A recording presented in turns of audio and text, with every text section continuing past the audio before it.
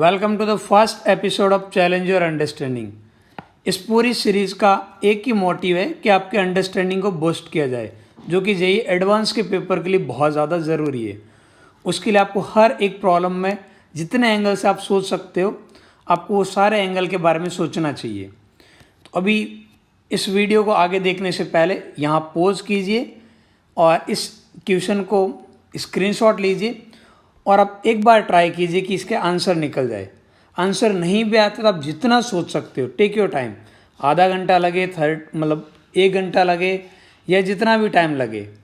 जब आपको लगे कि मैंने सब कुछ इस पर ट्राई कर लिया, आजमा लिया आपके सारे थॉट प्रोसेस को, फिर इस वीडियो को देखिएगा, तब एक्चुअल इसका जो रिज़ल्ट आपको देखने को मिलेगा। ठीक है, चलो अब इस सेशन को स्टार्ट करते हैं इस उम्मीद के साथ कि आपने सब कुछ ट्राई कर लिया है।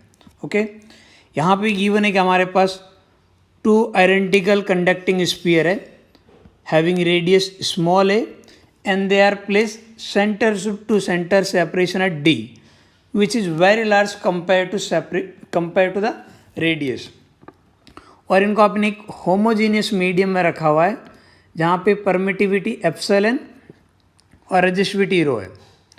फर्स्ट पार्ट में हमें रेजिस्टेंस कैलकुलेट करना है दोनों बॉल्स के बीच में। पहले थोड़ी सिचुएशन देखते हैं, कुछ दिमाग में ज़रूर आएगा। ये यहाँ पे मैं एक बॉल मान लेता हूँ, ये हमारे पास एक बॉल है और एक और बॉल है जो कि काफ़ी दूर है। ठीक है, और दोनों की जो रेडियस है वो स्मॉल है, दोनों आइडेंटिकल कंडक्टिंग बॉल है और दोनों के बीच की जो सेपरेशन है d which is very large compare to radius.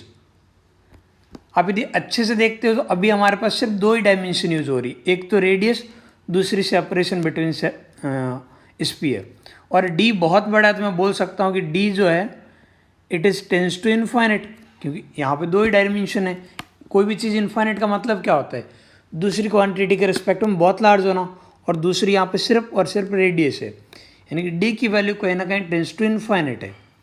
अब देखिए इन दोनों के बीच वाला जो मीडियम है वो कितना रेजिस्टेंस ऑफर करेगा यदि हमारे पास करंट जो है वो इस सेल से यानी कि इस स्फीयर से स्टार्ट हो और दूसरे वाले स्फीयर पे टर्मिनेट हो। एक स्फीयर से दूसरे स्फीयर में यदि करंट पास हो रही है, करंट फ्लो हो रही है, तो बीच वाला मीडियम कितना रेजिस्टेंस ऑफर कर रहा है, यही हमें कैलकुलेट करना है। ठीक है, थोड़ा सा यदि आप रिलेट करते हो आपको लगता है कहीं ना कहीं ये उस सिचुएशन से ज़्यादा सिमिलर है जहाँ मैंने एक इनफाइनेट नेटवर्क बनाया था, उससे ज़्यादा क्लोज कोई और सिचुएशन नहीं हो सकती। तो आप वहाँ से सोचते हो तो मुझे लगता है कि आपका आंसर ज़रूर मिलेगा। ठीक है, यानी कि वहाँ पे अपन ने सुपर पोजिशन की हेल्प से सॉल्व किया है, तो यहाँ भी मैं सिमिलर अप्रोच यूज़ कर सकता हूँ। सिमिलर अप्रोच क्या है, सोचो कि मैं यहाँ पे एक स्फीयर से कनेक्ट करता हूँ एक करंट सोर्स को।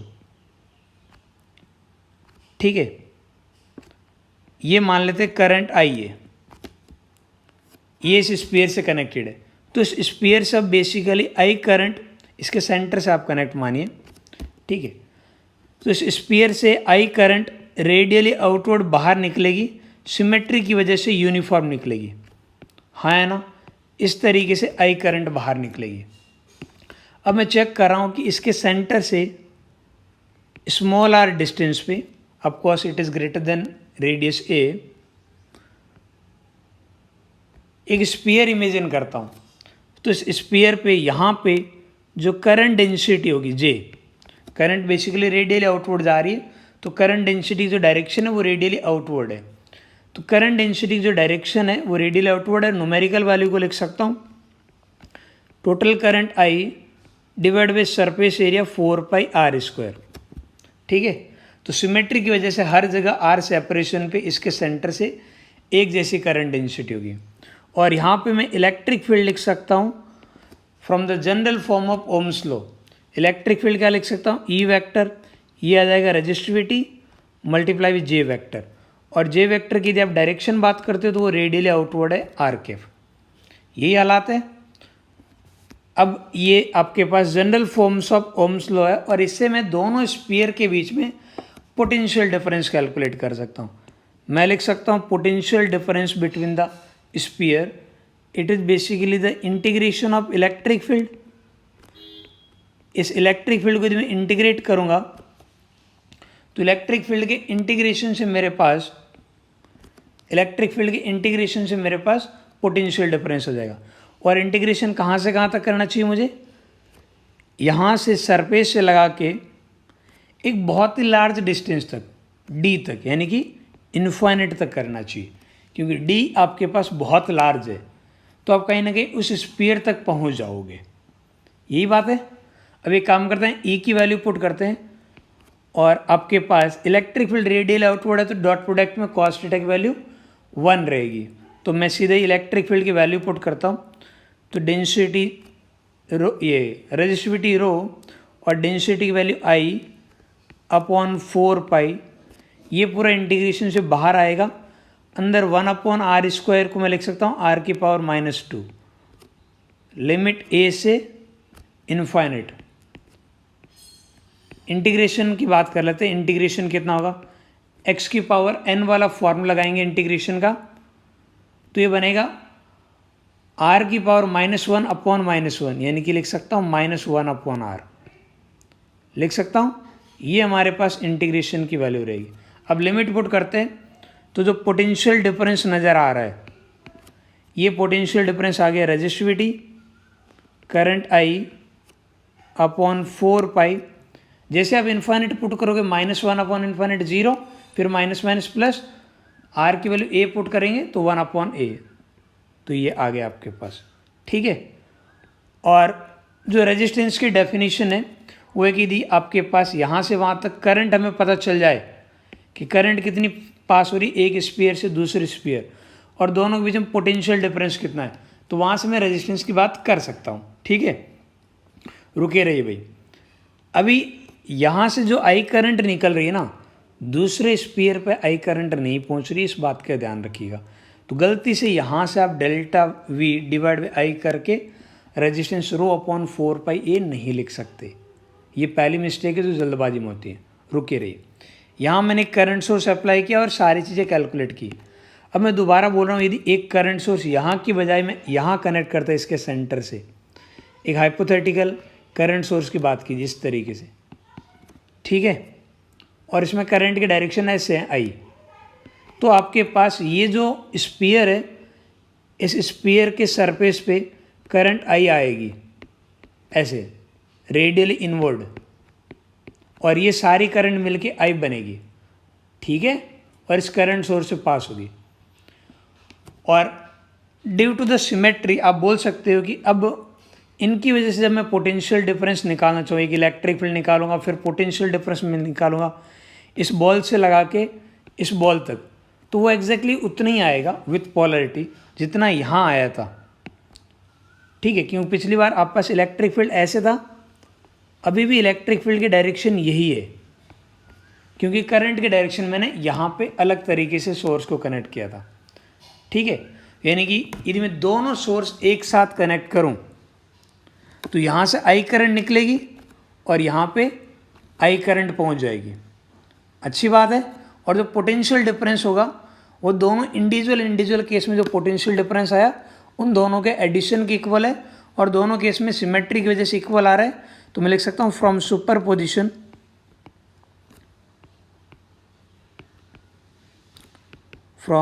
सुपरपोजिशन इफेक्टिव पोटेंशियल डिफरेंस जो रहेगा ना दोनों की प्रेजेंस में, वो बेसिकली इसका डबल हो जाएगा, तो ये नीचे आ जाएगा 2 पाई ए। और अब आपके पास जो रेजिस्टेंस आर होगा which can be written as potential difference upon current, तो ये आ जाएगा resistivity divide by 2 pi a. ये हमारे पास रेजिस्टेंस का फॉर्मूला आ गया, यानी पार्ट 1 का आंसर आ गया। भाई जिनको ये थोड़ा सा भी अजीब लग रहा है ना कि मैंने सुपरपोजिशन क्या बोल दिया ये वो, एक बार आपके पास जो करंट इलेक्ट्रिसिटी वाली प्लेलिस्ट है उसमें एडवांस अप्रोच के अंदर ये सब चीज़ें मेंशन की हुई है, वहाँ से आप एक बार बेसिक ज़रूर देखिएगा। ठीक है, फिर आपको ये चीज़ें एकदम क्लियर हो जाएगी। अच्छा है, तो एक पार्ट अपना सॉल्व हो गया कि आपके पास रेजिस्टेंस कितना होगा यदि इन दोनों स्फीयर के बीच में बात की जाए तो।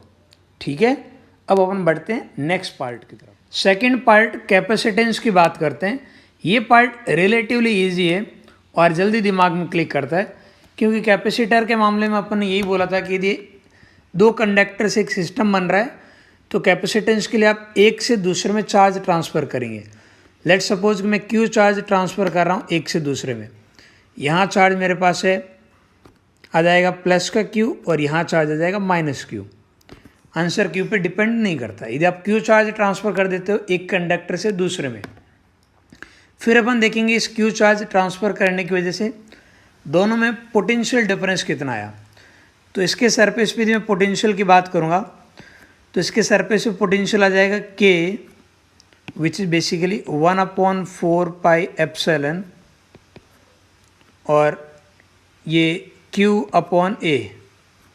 और दूसरे के सरफेस पे पोटेंशियल कितना आ जाएगा, वो आ जाएगा 1/4 pi epsilon minus q upon a. Positive charge की वजह से पॉजिटिव पोटेंशियल और नेगेटिव चार्ज की वजह से नेगेटिव पोटेंशियल। दूसरी बात, इस चार्ज की वजह से दूसरे स्फीयर के ऊपर पोटेंशियल नहीं आ सकता, because they are far away from each other. दोनों के बीच की सेपरेशन ऑलमोस्ट इन्फाइनिट मान के चल रहे अपन, ठीक है। तो यही दोनों के सरफेस पे पोटेंशियल होगा। तो यहाँ पे जो पोटेंशियल डिफरेंस है इस क्यू चार्ज की वजह से, वो कितना आ जाएगा, वो आ जाएगा आपके पास, दोनों के पोटेंशियल का सब्ट्रैक्शन करेंगे तो 2 pi epsilon naught, 2 pi epsilon q upon a. ये आपके पास आ जाएगा पोटेंशियल डिफरेंस, ठीक है। और यदि अपन डेफिनेशन वाइज बात करें, from Q is equal to C V, ठीक है। तो आपका जो कैपेसिटेंस सी होगा वो हमारे पास क्या आ जाएगा, कितना चार्ज ट्रांसफ़र हुआ डिवाइड बाई पोटेंशियल डिफरेंस, ठीक है। तो ये हमारे पास आ जाएगा 2 पाई एप्सिलॉन ए। ये पोटेंशियल की ये कैपेसिटेंस की एक्सप्रेशन आ गई। बहुत आसान पार्ट है, लगभग जितने भी ट्राई किए सबसे ये पार्ट मेरे हिसाब से बन गया होगा, इसमें कहीं कोई दिक्कत नहीं आएगी। अब एक बहुत ही मज़ेदार बात यहाँ पे अपन और ऐड करना चाह रहे हैं, ठीक है। कैपेसिटेंस आ गया, सही है। आप रेजिस्टेंस वाली कैलकुलेशन है ना, वो भी कैपेसिटेंस की हेल्प से कर सकते थे। कैसे, थोड़ा ओम्स लॉ को दोबारा देखें भाई। इस स्फीयर के सेंटर से आर डिस्टेंस पे लेट सपोज इलेक्ट्रिक फील्ड है ई, ठीक है। यदि इलेक्ट्रिक फील्ड ई है तो आप बोल सकते हैं कि जो फ्लक्स होगा, फ्लक्स फाई, क्या फ्लक्स फाई को ऐसे लिख सकते हैं, integration of E vector dot D S vector, लिख सकते हैं ना। और जो इलेक्ट्रिक फील्ड है उसको मैं लिख सकता हूँ आपके पास resistivity multiply by current density, ठीक है। अब होमोजीनियस मीडियम में तो रेजिस्टिविटी एक जैसी है तो रेजिस्टिविटी बाहर आ जाएगी, ठीक। और आपके पास ये बचेगा करंट डेंसिटी, और ये जो करंट डेंसिटी वाला पार्ट है, करंट डेंसिटी का जो इंटीग्रेशन है ये आपके पास करंट आई को देगा, ठीक है। तो हमारे पास फ्लक्स आ गया, रेजिस्टिविटी मल्टीप्लाई बाई करंट। और मुझे पता है कि फ्लक्स को मैं ऐसे भी लिख सकता था, यहाँ पे enclose charge divide by epsilon, उसमें भी कोई बुराई नहीं थी। तो यहाँ से मैं ये बोल सकता हूँ जो करंट आई है उसको ऐसा लिखा जा सकता है चार्ज क्यू डिवाइड बाई आपके पास रेजिस्टिविटी एंड एप्सिलॉन परमिटिविटी। और ओम्स लॉ से यदि अपन बात करते हैं, ठीक है, तो ओम्स लॉ से करंट को मैं क्या लिख सकता हूँ, potential difference divide by resistance, ये पार्ट भी लिख सकते हैं। और ये जो चार्ज क्यू है उसको मैं ऐसा भी लिख सकता हूँ ना, दोनों स्फीयर के बीच में यदि क्यू चार्ज ट्रांसफ़र करता हूँ तो क्यू चार्ज आपके पास चार्ज क्यू की जगह मैं लिख सकता हूँ capacitance C multiply by potential difference. अरे Q is equal to C V वाला फॉर्मूला है ना, वहाँ से मैंने लिखा है। तो ये एक रिलेशन मिल जाएगा। यदि मैं दोनों स्फीयर के बीच में स्मॉल क्यू चार्ज ट्रांसफ़र किया है तो आपके पास क्यू मल्टीप्लाई बाई, ये क्यू को लिख सकता हूँ capacitance C multiply by potential difference due to the charge Q. चलेगा। तो ये पोटेंशियल डिफरेंस कैंसिल आउट होते हैं और यहाँ से एक बहुत ही प्यारा से रिजल्ट आता है दैट RC की वैल्यू हमेशा आपके पास रेजिस्टिविटी मल्टीप्लाई बाई एप्सिलॉन। ये बहुत ही इंपॉर्टेंट रिजल्ट है, कुछ केसेस में काम आने लायक। याद रखिएगा ये फॉर्मूला अपन तभी लगाएंगे, ये वाला formula RC is equal to resistivity और परमिटिविटी का मल्टीप्लिकेशन, ये तब लगाएंगे जब होमोजीनियस मीडियम होगा। दो कंडक्टर के बीच में रेजिस्टेंस और उन्हीं दो कंडक्टर के बीच का जो कैपेसिटेंस है उनका जो रेशियो होगा, मल्टीप्लिकेशन होगा, वो आपके पास परमिटिविटी और रेजिस्टिविटी के मल्टीप्लिकेशन के इक्वल होगा।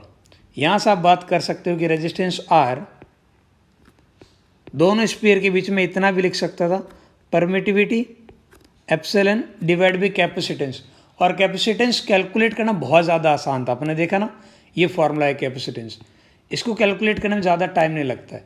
तो 2 पाई एप्सिलॉन A, ये वैल्यू पुट कर देता हूँ, 2 पाई एप्सिलॉन A। तो यहाँ से रेजिस्टेंस कितना आ जाएगा, resistivity divide by 2 pi A।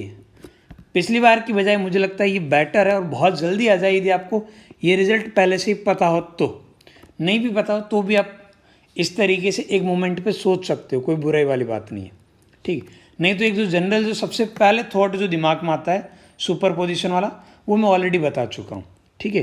तो उम्मीद करता हूँ ये दो पार्ट आपको बहुत अच्छे से समझ आए। अब अपन तीसरे पार्ट पे आते हैं, ठीक है। दो पार्ट सॉल्व होने के बाद ये तीसरा पार्ट तो कुछ ज़्यादा ही आसान है, कुछ है ही नहीं, ठीक है।